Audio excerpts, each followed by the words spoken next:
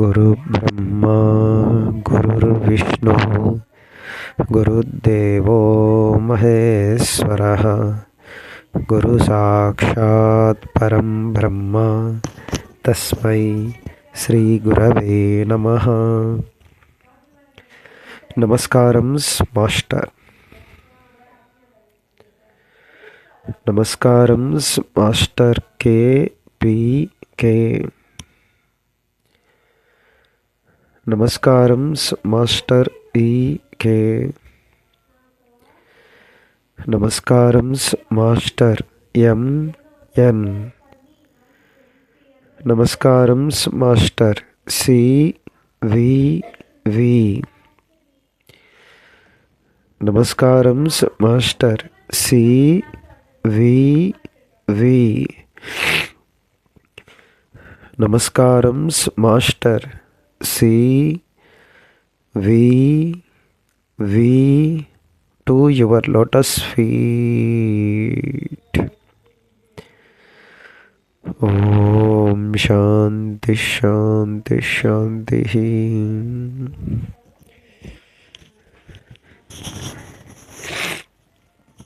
సోదర బృందానికి నమస్కారాలు. ఇంతవరకు దశమస్కందం పూర్వభాగం శ్రీమద్ భాగవతం రహస్య ప్రకాశం 1 నుంచి 11 వరకు పద్యాల యొక్క వివరణ చదువుకోవడం జరిగింది. నేడు 2వ పార్ట్లో 12వ పద్యం నుంచి వరుసగా చదువుకుంటూ వెళ్తాం. పరీక్షిత్తు ఇట్లు పలుకుగా వ్యాసుని కుమారుడుకు సుఖమహర్షి ఇట్లనెను. రాజా, విష్ణు కథలు వినవలెనని కుతూహలమున్నవాడు విష్ణు కథలు చెప్పుమని మరలా మరలా అడుగువాడు పుణ్యాత్ముడు. విష్ణు పాదములయందు పుట్టిన గంగానది పరమ పావని అయి తనలో మునిగిన వారిని పునీతులను చేయును. అట్లే విష్ణు కథలు చెప్పుమని నీవు చేయు పరిప్రశ్నయే నిన్ను పవిత్రుని చేయును. పరీక్షన్ మహారాజా, శ్రద్ధగా వినుము. పూర్వం ఒకప్పుడు దైత్యనాథులు దానవ నాయకులు భూమిపై క్షత్రియులుగా జన్మించిరి. అట్టివారు వేల సంఖ్యలో నుండి రాజులై భూమిని ఆక్రమించి పరిపాలించసాగిరి. వారి దురాగతముల బరువును సహింపలేక భూదేవి శోకముతో బ్రహ్మదేవుని దర్శించాను. గోరూపము ధరించి వచ్చిన ఆ భూమాత కన్నీరు మున్నీరుగా విలపించుచుండట చూసి బ్రహ్మదేవుడు కరుణతో కరిగిపోయాను. ఆమె దుఃఖ కారణము తెలుసుకొని ఆమెను ఓదార్చాను. ఇంద్రాది దేవతలను భూదేవిని వెంటబెట్టుకొని విష్ణుదేవుని దర్శనమునకు బయలుదేరను. అతడు పురుష సూక్తము చదివి అద్భుతమైన సమాధి స్థితిలో నిలబడి ఉండగా అతనికి ఒక్క మాట వినబడెను. ఆ మాట విని బ్రహ్మదేవుడు సంతోషముతో దేవతలతో ఇట్లనెను. దేవతలారా, శ్రీహరి యాదవ వంశములో వసుదేవుని కుమారుడై జన్మించగలడు. మీరందరూ యాదవ వంశములోను ఇతర వంశములలోనూ మీ అంశలతో రాజులుగా జన్మించవలెను. దేవకన్యలందరూ శ్రీహరిని సేవించుటకై దివ్య సుందర యువతులుగా భూమిపై జన్మించవలెను. ఆదిశేషుడు శ్రీహరి కన్నా ముందుగా తన అంశతో వసుదేవుని కుమారునిగా పుట్టును. ఈ విధముగా అతడు శ్రీహరి అవతార కార్యమును ముందుగానే ప్రారంభించి శ్రీహరికి ప్రీతి కలిగించు వాడగును. ఈ ప్రపంచమంతయు యోగమాయ అను మహాశక్తి చేత మోహములో మునిగి ఉండను. అట్టి యోగమాయాదేవి విష్ణుదేవుని ఆజ్ఞను అనుసరించి తన అంశతో భూమిపై కార్యార్థమై జన్మించును. ఈ విధముగా దేవతలను ఆదేశించిన కమలాసనుడు భూదేవిని ఓదార్చి సత్యలోకములోని తన మొదటి స్థానమునకు చేరుకొనెను. వసుదేవుని వివాహం. బ్రహ్మదేవుడు ఇట్లు దేవతలను ఆదేశించిన సమయమున భూలోకములో సూరసేనుడను రాజు మధురా నగరమున రాజ్యపాలన చేయుచుండెను. యదువంశంలో పుట్టిన ఆ సూరసేనుడు మాధురములు, సూరసేనములు అను ప్రాంతములకు అధిపతి అయి రాజ్యపాలన చేయుచుండెను. సకల యాదవరాజులకు మూల రాజధాని అయిన ఆ మధురా నగరము శ్రీమన్నారాయణునకు చాలా ప్రియమైనది. ఇక్కడ మాస్టర్ గారు వివరణిస్తున్నారు. శ్రీహరి కృష్ణుడిగా జన్మించుట వలననే మధుర పవిత్రమయ్యనని సామాన్య భావన. ఇందులో సత్యమున్నది. ఇంతకన్నా మరొక ముఖ్యమైన అంశము కూడా ఉన్నది. భగవానుడు అవతరించుటకు పరమ పుణ్యప్రదమైన క్షేత్రము, బీజము ఉండవలెను. శ్రీరాముడు అవతరించవలసిన వంశములో 4-5 తరముల ముందు నుండి ఎన్నో రీతులలో ఆయా రాజులకు పవిత్రీకరణము జరిగినది. వశిష్ఠ మహర్షి నందినీదేనువుల అనుగ్రహం వలన దిలీపునకు రఘుమహారాజు జన్మించను. ఆ ప్రభువు విశ్వజిత్ అను యాగమును చేసి పవిత్రుడయ్యను. ఇట్లు గమనించినచో శ్రీహరి అవతరించుటకు పరమ పుణ్యమూర్తులైన తల్లిదండ్రులు ఉండవలెను. దానితో పాటు క్షేత్రము కూడా పవిత్రమైనదై ఉండవలెను. శ్రీహరి ఎక్కడ ప్రీతితో పూర్వకాలం నుండి విహరించుచుండెనో అని వర్ణించబడినది. ఈ మధురా నగరమునకు పూర్వకాలము నుండి ఒక చరిత్ర ఉన్నది. శ్రీరాముని కాలమున ఆ నగరమును లవణాసురుడను దానవుడు పరిపాలించను. శ్రీరాముని సోదరుడైన శత్రుఘ్నుడు లవణాసురుని సంహరించి మధురానగర రాజ్యమును తాను పరిపాలించను. నాటి నుండి శ్రీరామచంద్రుని రూపమును గాని విష్ణు రూపమును గాని ఆ నగర ప్రజలు నిత్యము ఆరాధించుట సహజం. ఆ విధముగా పూజలతో పవిత్రమైన మధురానగరము శ్రీకృష్ణుని అవతారమునకు జన్మస్థానమై విలసిల్లినది. ఆ సూరసేనుని కుమారుడు వసుదేవుడను రాజు దేవకుడను యదుపంగవుని కుమార్తె అయిన దేవకిని వివాహమాడెను. వివాహమైన తరువాత నూతన వధువుతో కలిసి రథముపై ఎక్కి తన నివాస స్థానమునకు తరలిపోవచుండెను. దేవకీదేవి పెదతండ్రి ఉగ్రసేనుడు. అతని కుమారుడైన కంసుడు చెల్లెలిపై ప్రేమతో ఆ రథముపై స్వయముగా సారథిగా ఎక్కి పగ్గములు చేతపట్టను. తాను స్వయముగా రథమును నడిపి చెల్లెలిని బావగారిని తీసుకుని వెళ్ళి ఉత్సాహముతో ఉల్లాసముగా రథమును నడుపసాగాను. బేరీలు, కాహళులు, మురజలు మొదలైన వాద్యములు ఆకాశమునంటున్నట్లు మ్రోగుచున్నవి. దేవకుడు తన కుమార్తెకు అరణముగా ఎన్నో కానుకలు ఇచ్చను. ధనముతో నింపిన 1800 రథములు, బంగారు గొలుసులతో అలంకరించిన 400 మదపు టేనుగులు, 10,000 గుర్రములు, 200 మంది అందమైన దాసీ కన్యలను కానుకలుగా ఇచ్చి దేవకుడు తన కుమార్తెని అల్లుని సాగనంపెను.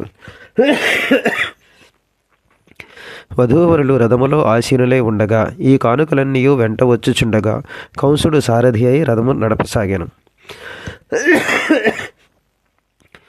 రథము అంతఃపురమును దాటి నగరము దాటుచుండగా కంసుడు పగ్గములు వదిలి రథమును వేగముగా తోలసాగాను. కొంత దూరము పోయిన తరువాత కంసుని కేలను గుండెలలో గుబులు ప్రవేశించను.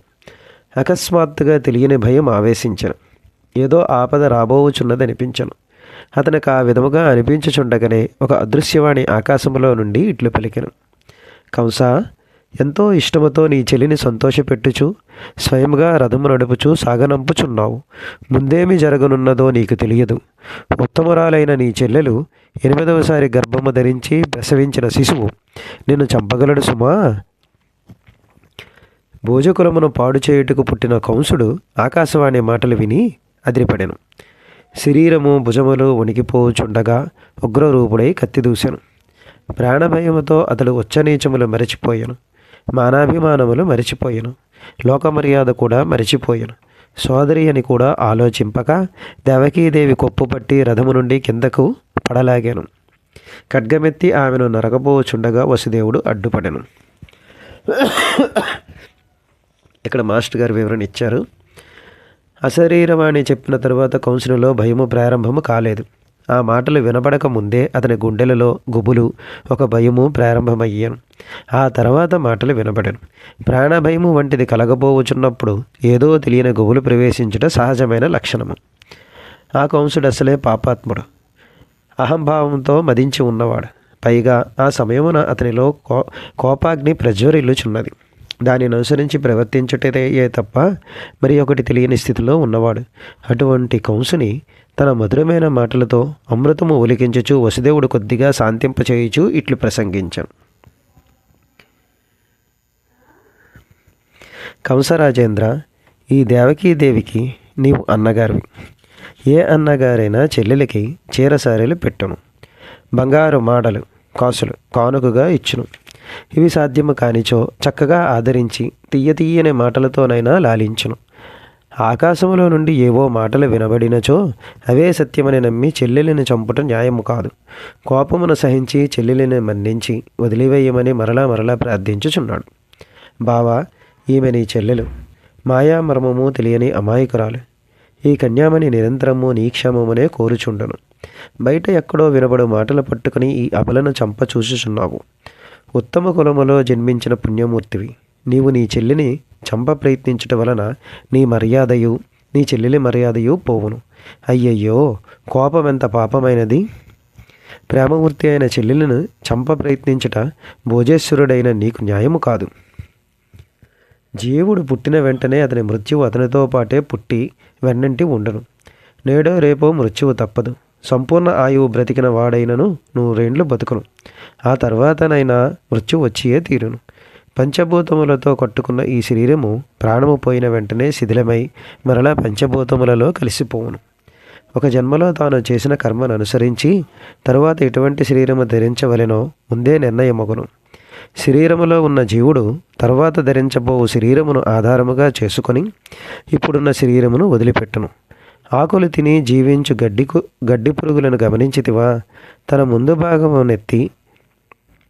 ముందు భాగమునెత్తి ముందుకు చాచి మరి ఒక ఆకుపై పెట్టును. తరువాత వెనుక భాగమును ఎత్తి ముందుకు లాగి ముందరి ఆకుపై నిలబడును. అట్లే శరీరముతో ఉన్న జీవుడు తాను తర్వాత ధరించవలసిన శరీరమును ఆధారముగా కొని ఇప్పటి శరీరమును వదిలిపెట్టును. ఇట్లు శరీరము వదిలి శరీరము ధరించుచుండగా తాను చేసిన కర్మవాసనలన్నీయు తనతో పాటు క్రొత్త శరీరములోనికి కదలివచ్చును. మనం మేలుకున్నప్పుడు చూచిన విషయములు, విన్న విషయములు, మనం ఆలోచించుకున్న ప్రణాళికలు మొదలవన్నీయు రాత్రి నిద్రించుచున్నప్పుడు కలలో కనబడుచుండును కదా. అట్లే మనం ఆచరించవలసిన కర్మల ముద్రలు కూడా మనతో పాటు కొత్త శరీరములోనికి కదలివచ్చును. ఒక జన్మలో శరీరము ధరించినప్పుడు అంతవరకు తాను చేసిన కర్మలను అనుసరించియే తన మనస్సు ప్రవర్తించును. తాను ఆచరించిన కర్మల ముద్రలు మనసులో అసంఖ్యాకముగా నిలబడి ఉండును. దానితో మనస్సు ఎన్నో వికారములకు లోనై మహావేగముగా పరిగెత్తుచుండును. అది కూడా తాను నిర్ణయించుకున్న మార్గమున కాక ఇంద్రియములు తనను ఎటు ఈడ్చినచో అటు పరుగులెత్తుట అగును. ఈ విధముగా ఎన్ని శరీరములు ధరించి విడిచినను కర్మముద్రలు మాత్రము తనను విడవవు. చెరువు నీటిలోను కుండలలోని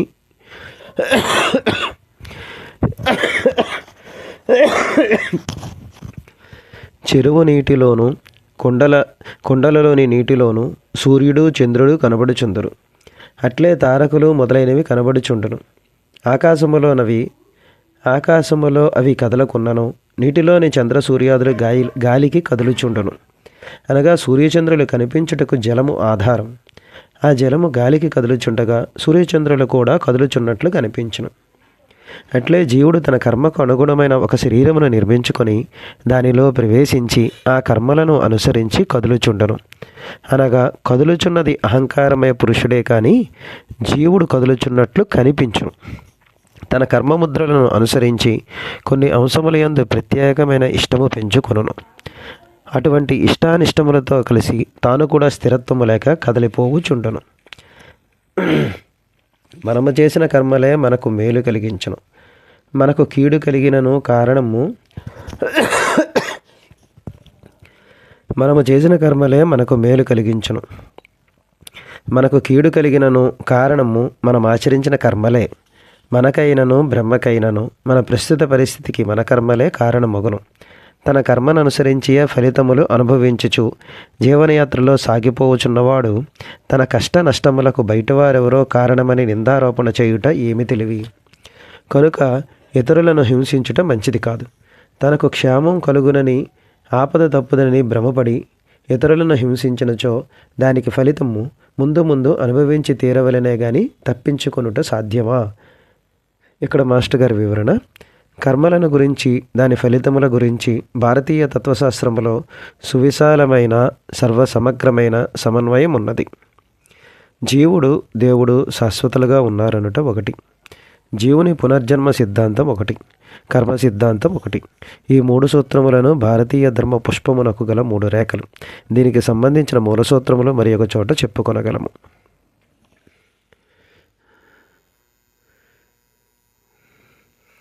స్వస్తి.